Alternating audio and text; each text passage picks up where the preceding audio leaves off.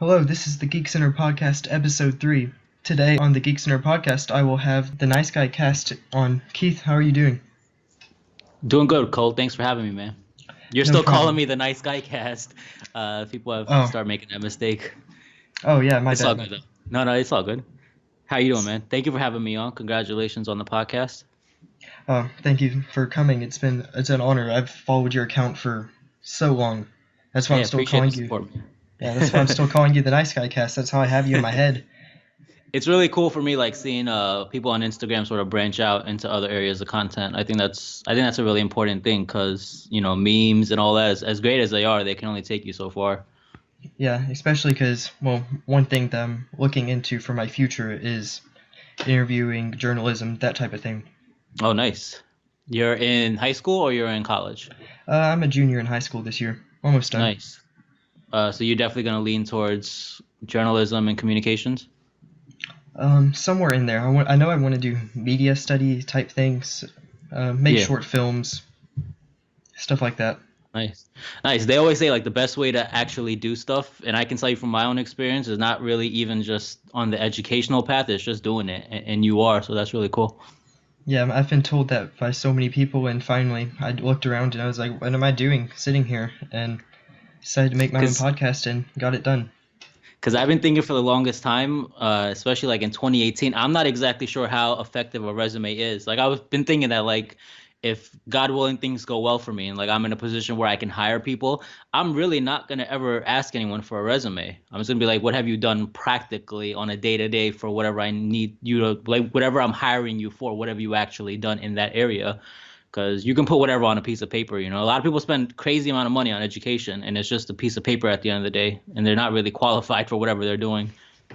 Yeah, I can totally agree with that. You see so many people getting out of college and then they can't find a job because they're looking for experience. You went to Yeah, college for 4 years, did nothing. exactly. Exactly. That's a great analogy.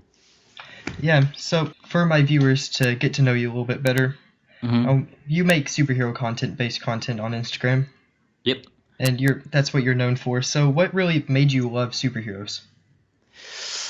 Uh, Ever since I was little, there's just something about the idea of a superhero that's always just been really dope to me. Ever since being, a little child, watching the Christopher Reeve Superman movies, the Michael Keaton Batman movies, the animated series, all that, man. It was just like I was so into it. I'd tie a towel around my neck and just jump off the bed pretending I'm Superman. It's just always, I think, the sort of the energy that comes with the superhero genre of aspiring to be a great individual and being this hopeful person and using your abilities for the betterment of the world. I've always just been drawn to that. Yeah, that's about the same with me actually. Ever since I was little, I grew up watching the Justice League cartoon with my grandma whenever she watched me, Mm-hmm. and ever since then it just jumped me off to a starting point that I'm never going to get off of. Yeah. And it's kind of like gives you something to strive towards. They're like superheroes. A lot of people are. I mean, superheroes are cool to a lot of people for different reasons. For some, it's just purely about the action and all that. For others, it's about some of the deeper stories and the deeper messages of life that they're able to relay. So that's always been something that's attracted me as well. Yeah, that's something that I've really gotten into lately with comic books is I've been finding comic books that aren't DC or Marvel that have been just striving towards a better goal. With a Yeah. lot of Mark Millar comics, with his Mar World Kingsman comics or his Reborn series, stuff like that, I've really started loving the greater power that comic books and superheroes really bring to life. Oh, definitely.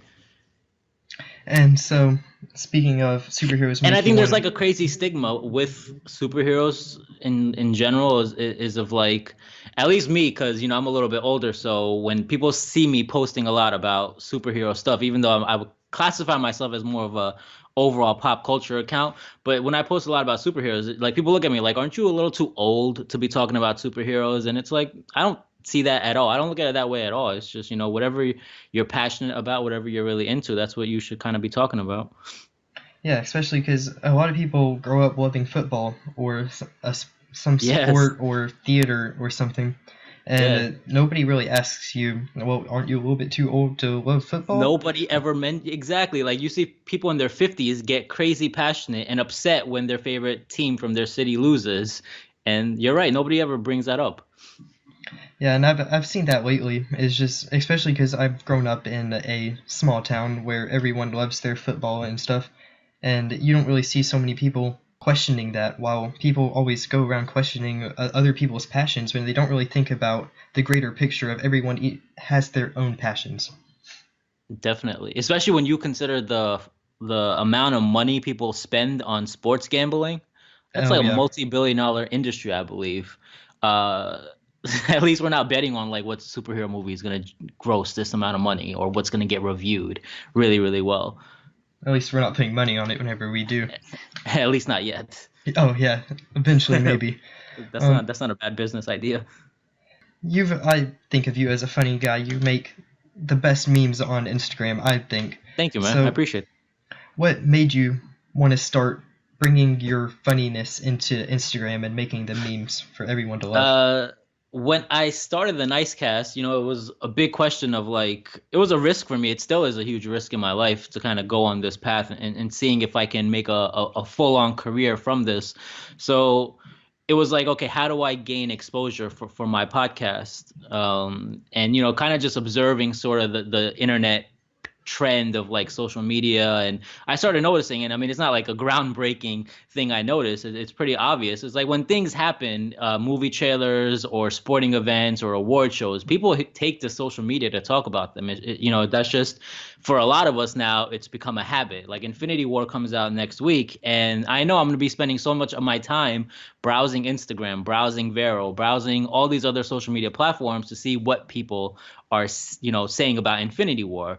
So that's sort of, picking up on the trend of, memes sort of permeating, I guess, all aspects of culture now when anything happens, even if it's the most serious event.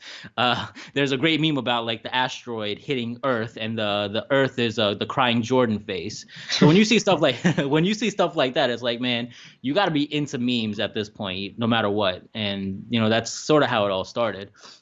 Yeah, it's culture and marketing. With Gen Xers and millennials, everyone has been drawn to memes. You see it on politics, you see it in superhero sports. Everybody loves making memes about the things that they love. So it really makes sense. Yeah. And like CNN, for example, when Trump says something or does something crazy, CNN will make an article and feature memes in the article. And they'll really say the best memes from this particular situation or whatever. And it's, that's really cool to see because you're in it and you're like really in that culture of it. But, memes are also this crazy thing where I feel like all of us spend so much time on them, and they're still new in the sense that there's really no rules about them. Like, for example, reposting. Like, there's no etiquette when it comes to memes. Um, and ever since I kind of started, I was like, if I ever get in a position where I have a lot of influence, that's something I want to address. Where, accounts spend so much time putting out content for free just to entertain, just because they're passionate about it, whatever the reason is.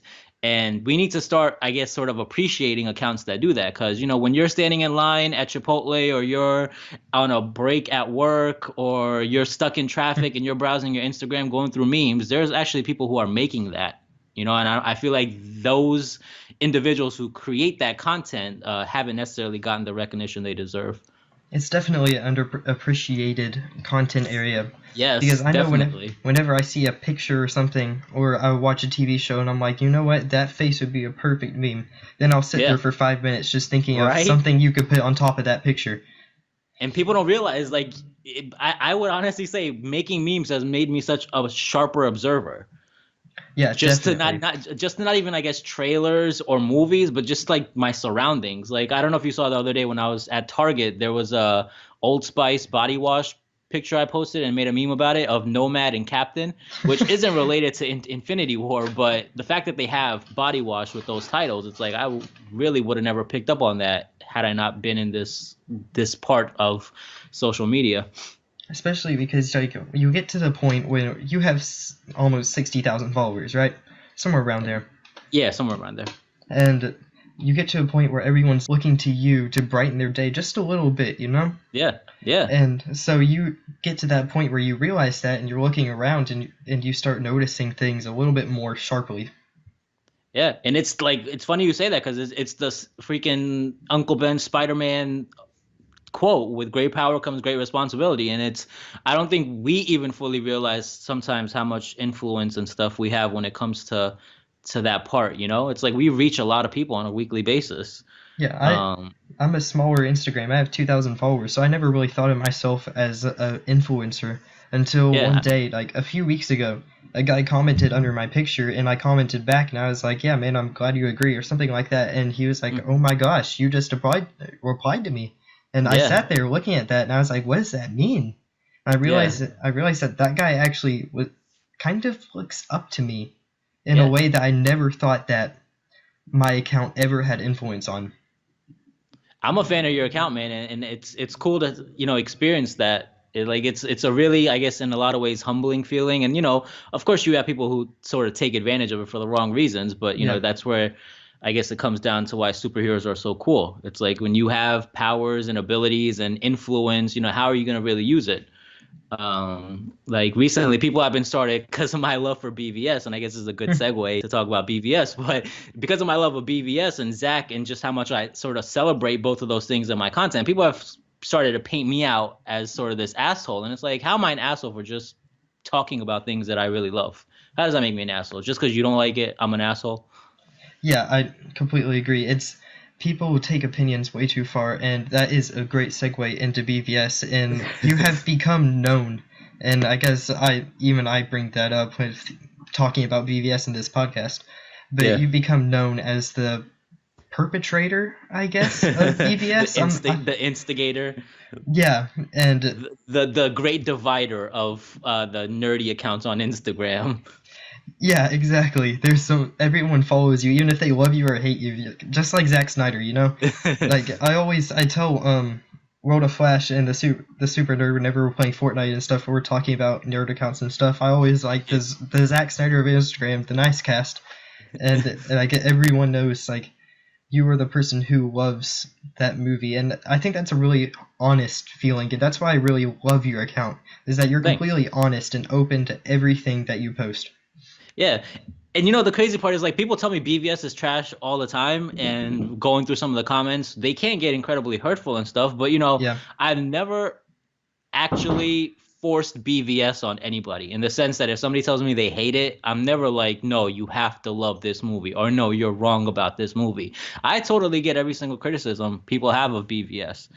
I think the fact that I'll continue to post about it because I love it may rub some people the wrong way, but I guess because I post about it so much and post about Zach so much, it can kind of be like I'm force feeding it down certain people's throats. But like what you like, don't like what you don't like. It's very simple. Yeah, and that's a good point. And you made a post, and that was the post about how Luke and did you say I think it was Bruce you were comparing him Yeah, to yeah, Luke in and The Last Bruce. Jedi, and that really made me think about the two movies and the similarities that they actually have, and how both of them are divided whether between critics and audiences, whether it's critics hate it, audience Yeah. love it, audiences hate it, critics love it. It's all the same thing. And see, that's my issue. Is like I love The Last Jedi. And here's the funny part, Cole. I'm gonna tell you. I saw it Mhm. once in theaters, right? And Yeah. then time passed before it came out on digital, and I got it on iTunes. And during that time, I was just sort of soaking in what everyone was saying about The Last Jedi, and Hmm. it just felt like I was getting I was the information I was kind of being fed about it was just all negative about how it's this colossal disappointment. They ruined everyone's childhood. Luke Skywalker was trash, et cetera, et cetera. Yeah. And I'm not gonna lie, it started to sort of steer my opinion, and I started to really think like, holy hell, what if The Last Jedi really wasn't as good as I thought? But when I watched it on iTunes when it came out on digital, I was still really impressed with what The Last Jedi did. I think that's not an easy direction to go. Like you can be controversial for controversial sake, and I guess to many people that's what The Last Jedi was trying to be. But for me, it all felt like a natural evolution of what Star Wars is, especially like when Game of Thrones comes out and people sort of flock to it for some of its deeper meanings and things of that nature. It only made sense for Star Wars, and as big as Star Wars is, to make that evolution as well. Yeah, It really is the evolution of characters. When Kylo Ren says in the movie, "Let the past die, kill it if you have Yeah, to," that's yeah, exactly what both Batman v Superman and The Last Jedi did with Luke and Superman.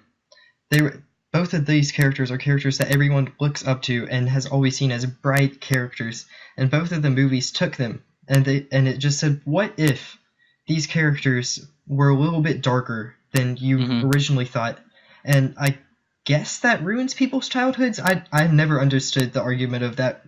I don't Luke's understand it either. mean, so like it makes sense. It's full of regret, and Yeah, that's where it makes him a human character that each movie does well with. Batman full of regret of Jason Todd's death, or Superman full of regret of destroying an entire city. Luke's full of regret by trying to kill his nephew. Everybody is a human character, and that we all make mistakes. yeah, And that's really where these, and I guess people don't like their heroes making mistakes, but it is a realistic take on what very. they're doing. Yeah. And I'm happy you use the word realistic because one thing that, as I'm getting older, I really find sort of to plug BVS, a beautiful lie about life is that everything is always going to be happy, or everything is always going to work out the way you want, or this idea of sort of like perfection that all of us chase. As you experience certain things in life, life is not a pretty thing all the time. Yeah. Life really throws a lot of crazy, unfortunate, harmful, traumatic, etc. circumstances your way, and they change you as a person.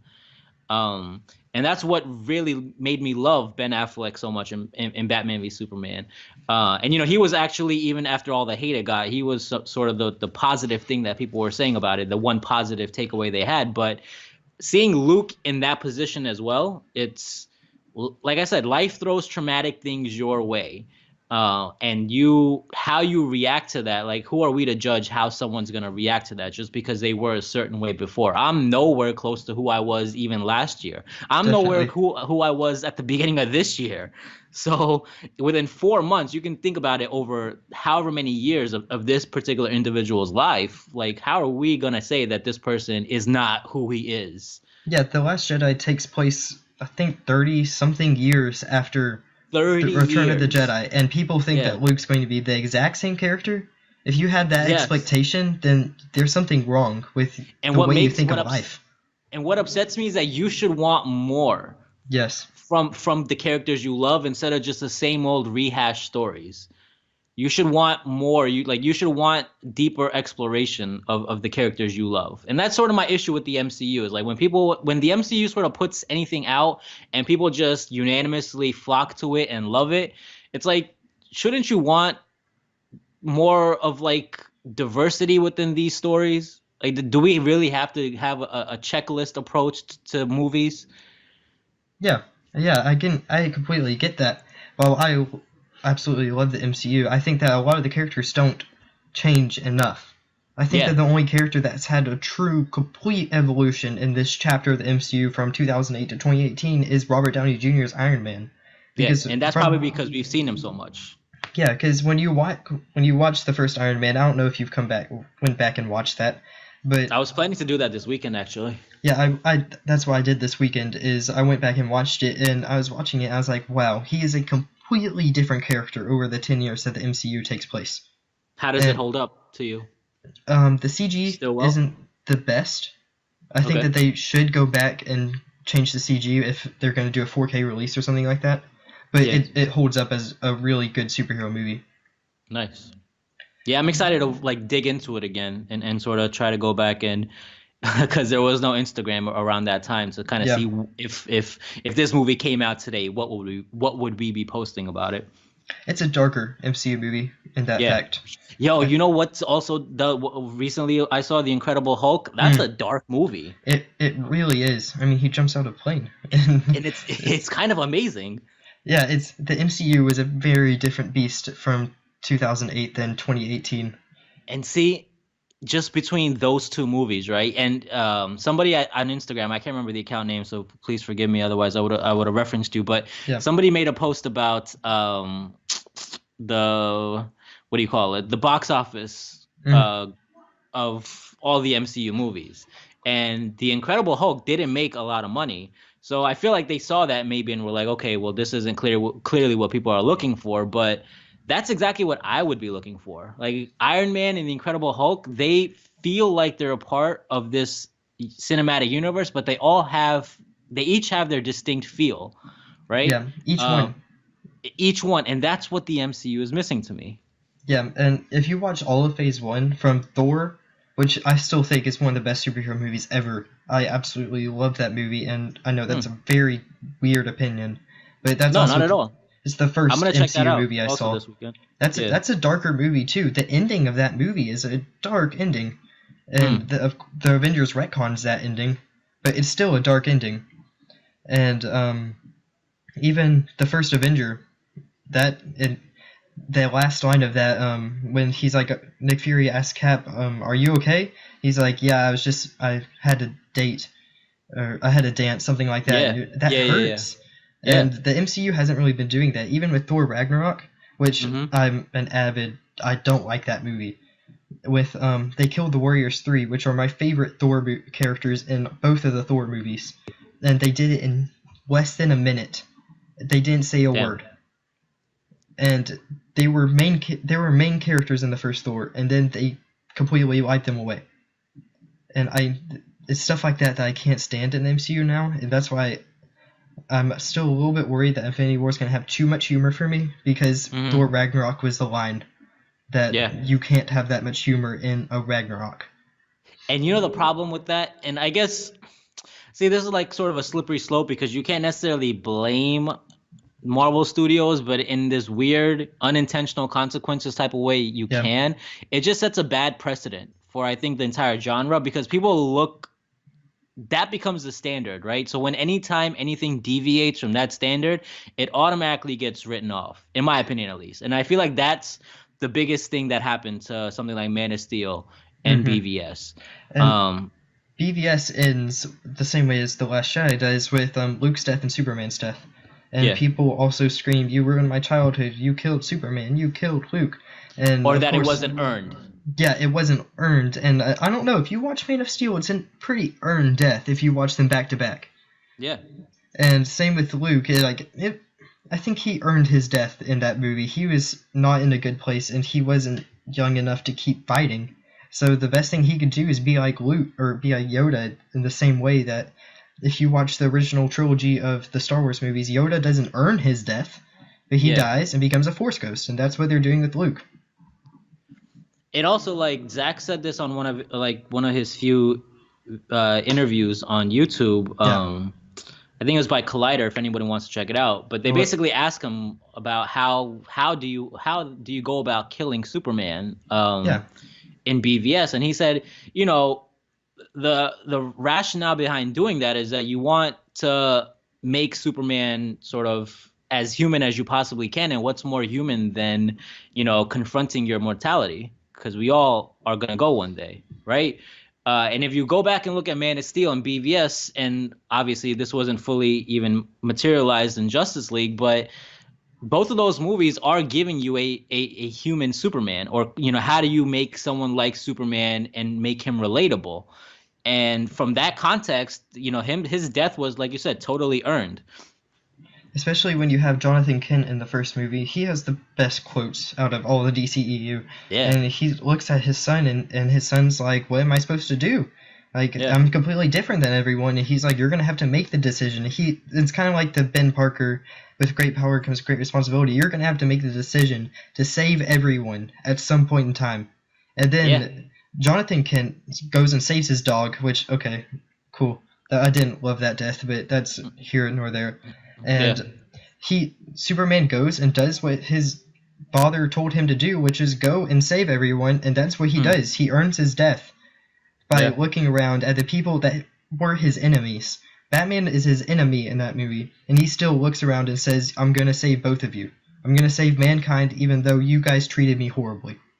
Also, with, like, you know, Pa Kent's death in Man of Steel, when he goes to save him and he kind of stops him, it's like he wants Clark to make that choice of, I don't want to save you because I feel like I have to in front of all these people. He wants Clark to be the one to make that choice of, if you are going to be this figure, it should come from you.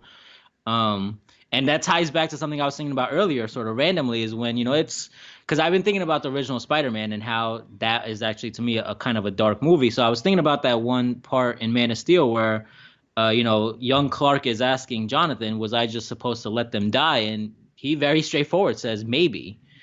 Yeah, yeah, Like that maybe. when you think about that line, that's a really powerful and practical line, in my opinion, at least. Like if you just initially hear it, you're like, hold the fuck up. How can anyone say that? Like, how are you saying you want someone who can save people to just let them die?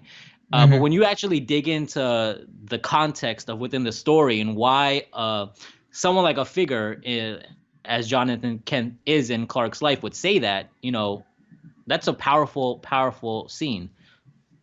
Yeah, and I think that it's just a powerful influencer of movies, just like you're the powerful influencer of Zack Snyder's fan base on Instagram and Vero. And Hmm. speaking of Vero, I think it's about time to end it up. I hope that I can have you on again. Yeah, We can absolutely. continue this conversation, or we can talk about something else, whatever you want. Absolutely. Yeah, whenever, man. Just hit And me up whenever you're ready. yeah, Keith, where can the people find you?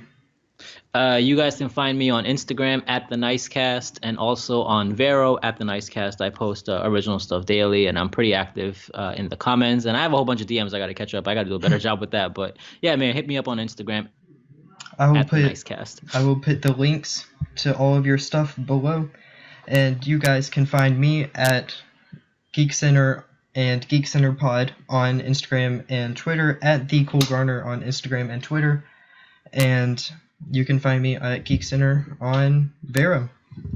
Keith, thank you so much for coming on today. It was really an Cool. honor to Thanks again for record for having me, you. man. Congratulations. Thank you so much. Likewise, man. Thank you. Bye. Okay, bye.